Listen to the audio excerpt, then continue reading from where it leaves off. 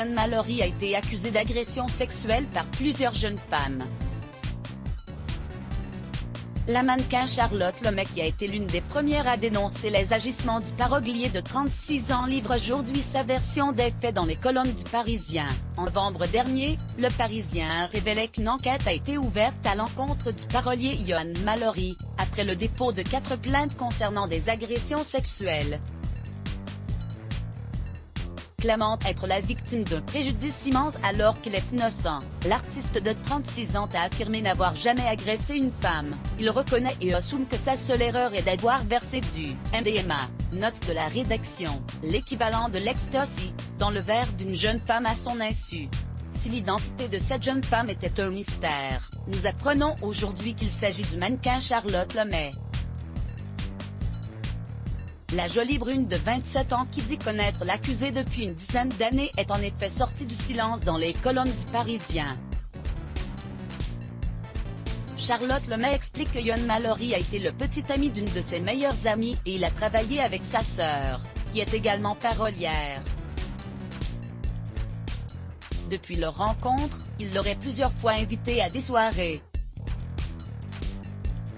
Mais la jeune femme aurait toujours refusé jusqu'au 27 octobre 2019, où elle l'aurait rejoint dans un restaurant. Charlotte Lemay livre un récit glaçant. Contrairement à ce qu'affirmait Yon Mallory, Charlotte Lemay ne se serait donc pas greffée à la soirée mais aurait été expressément invitée par le paroglier, qui se serait montré très insistant par message. Si une dizaine de personnes étaient présentes, les deux jeunes gens auraient ainsi passé la soirée ensemble, à l'écart des autres avant de se rendre dans une autre boîte de nuit, le Boom Boom, où ils auraient commandé des cocktails au bar. À partir de ce moment-là, que la jeune femme se serait sentie mal.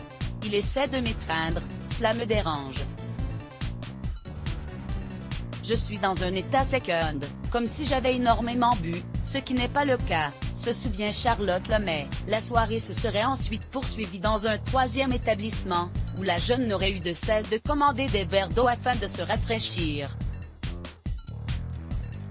Au plus mal, elle aurait finalement commandé un Uber, mais Yon Mallory l'aurait suivi et se serait installé à ses côtés, en bas de chez moi.